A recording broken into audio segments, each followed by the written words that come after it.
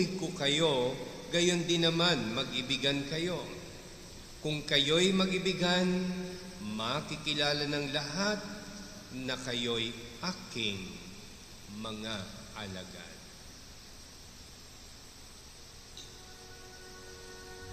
Ang mabuting balita ng Panginoon.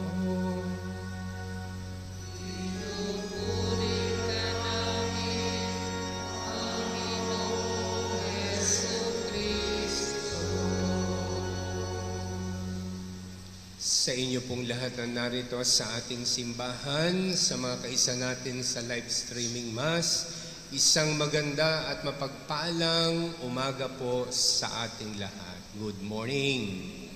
God's morning! Pakibati po natin ang bawat isa.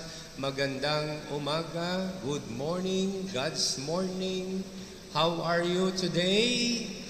Well and good. Salamat sa Diyos. Amen? Dahil sa araw pong ito ng linggo, ahead nga lamang po tayo ng oras sa Vatikano, ay gaganapin mamaya ang inauguration. Kasi Sunday po tayo ngayon, 6 hours po kasi ang ating sa kanila. Opisyal na pag-upo ng ating bagong Santo Papa. Salamat sa Diyos na iproklama na ang 12 senador sa ating bansa to complete the 24 members of the Senate. Salamat sa Diyos, marami na namang mamumuno sa ating bansa pagkatapos ng midterm election. Pero, titingnan po natin anong uri ng pamumuno ang ninanais ng Panginoon para sa ating minamahal na Santo Papa, representing Him in this world, para sa mga namumuno sa ating bansa, sa bawat pamilya, sa ating parokya, sa pagdating ng bagong magiging parish priest dito sa ating parokya, sa paglipat ko sa susunod na parokya. Ano kayang nais ng Diyos para sa atin, sa inyo-inyong pamilya?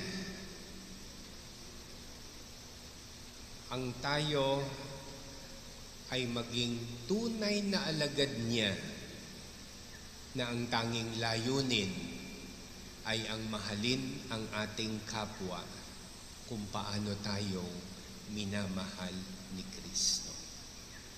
Kaya po magandang maitanong, itinuturing mo ba ang iyong sarili bilang kaniyang alagad? Paano mo masasabi na ikaw ay totoong alagad ni Kristo? Dahil ba nagsisimba kayo linggo-linggo? Dahil ba naglilingkod kayo sa ating parokya? Dahil ba kayo laging tumutulong sa mga nangangailangan? Dahil kayo ba'y nagsusumikap na maghanap buhay ng maayos? What is the basis of loving others? Ang mabuting balita po natin, minamahal ko mga kapatid, ay nagpapahayag sa huling bahagi ng diskurso ng Panginoon kasama ang kanyang mga alagad sa huling hapunan, the discourse of Jesus Christ about the bread of life. Dahil batid na ni Jesus ang nalalapit na oras ng kanyang paghihirap at kamatayan, kaya ipinaabot niya sa mga alagad noon at sa atin ngayon bilang mga alagad niya sa makabagong panahon, hindi ang mga tungkol sa mga nagawa niya, not His accomplishments, kundi ang magiging kasangkapan ng kanyang mga alagad kasama na tayo upang maipagpatuloy ang kanyang misyon. Isang bagong utos, ang atas ng pag-ibig. Mag-ibigan kayo. Kung paanong inibig ko kayo, gayon din naman, mag-ibigan kayo. Maring sabihin po natin, Father, alam na natin yan because loving others is the center of Christian life.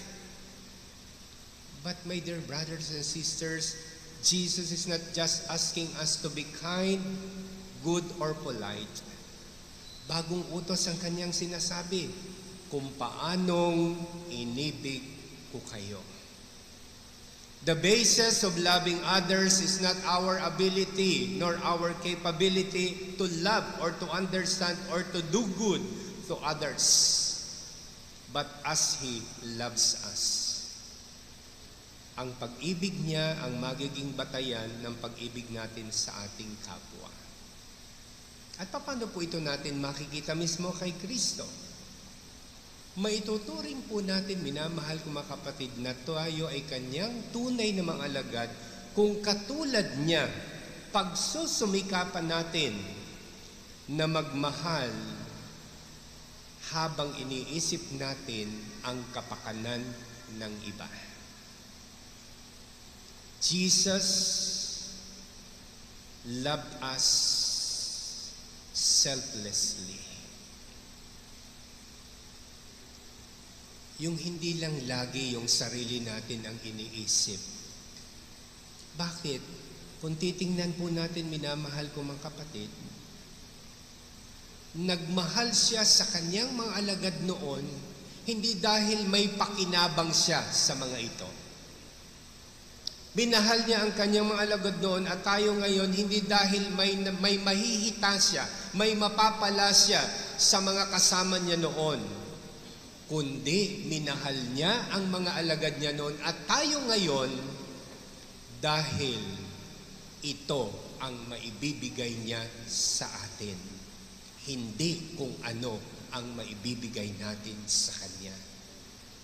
Minahal niya tayo dahil kayang-kanya niyang ibigay ang pag-ibig na ito. Could you imagine, hinugasan niya ang mga paa ng mga apostol, samantalang alam niya, dalawa sa mga apostol ay ano? Ang isa, ipagkakanulo siya. Ang isa, itatatwa siya. Pero dahil nagmamahal siya, hindi para sa sarili niya, kundi para sa kapakanan ng mga sumusunod sa kanya, ng mga apostol na ito, kahit ang dalawang ito ay gagawa ng hindi maganda, minahal pa rin niya ang mga ito. Ganyan ang isang alagad na nagmamahal, hindi sa kanyang sarili lamang, kundi lalong-lalo na sa mga taong ipinagkaloob sa Kanya ng Diyos.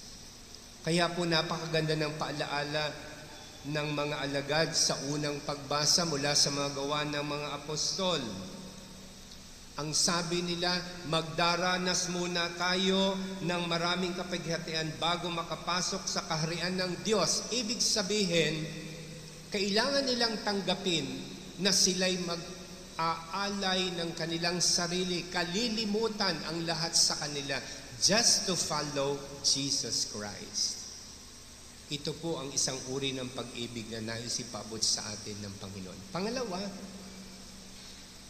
tayo ay nagiging totoong alagad ni Kristo kung tayo ay nagmamahal ng may kahandaang isakripisyo ang ating buhay.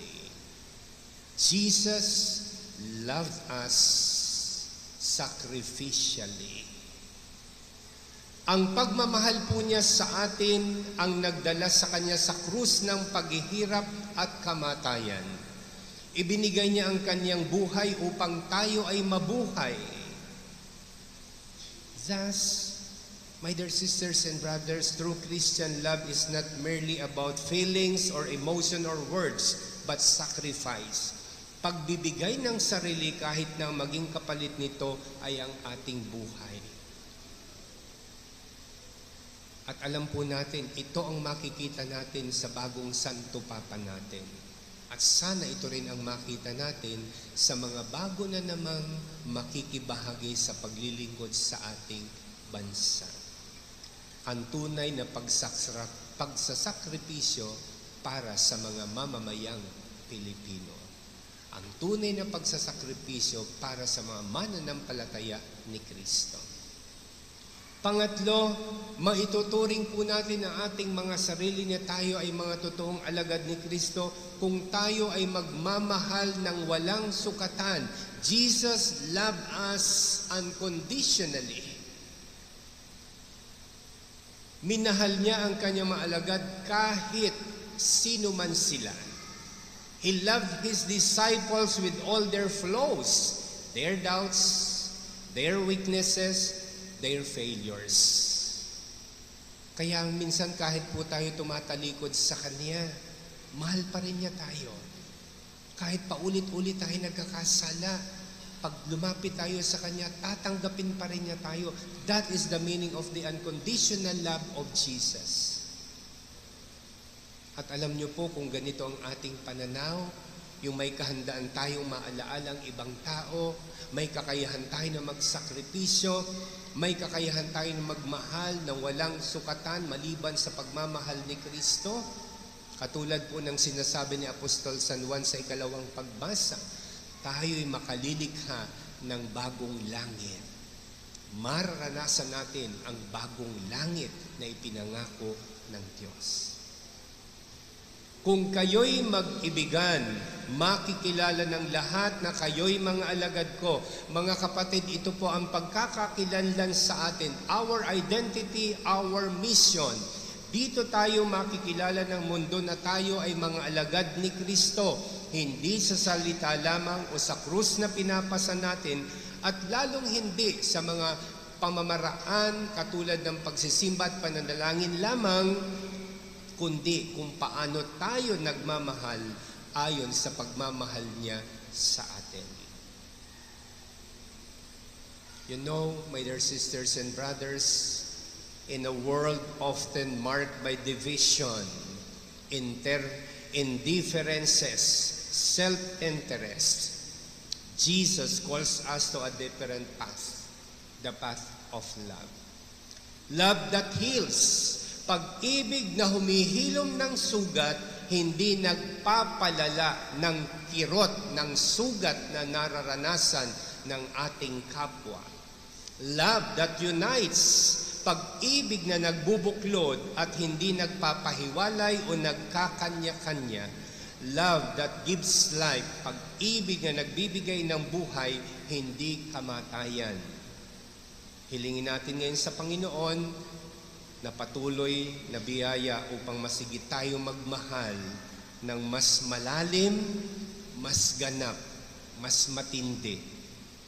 Magmahal katulad ng pagmamahal ni Kristo sa atin. Napakaganda po ng paalaala niya, ano? Mag-ibigan kayo kung paanong iniibig ko kayo, gayon din naman mag-ibigan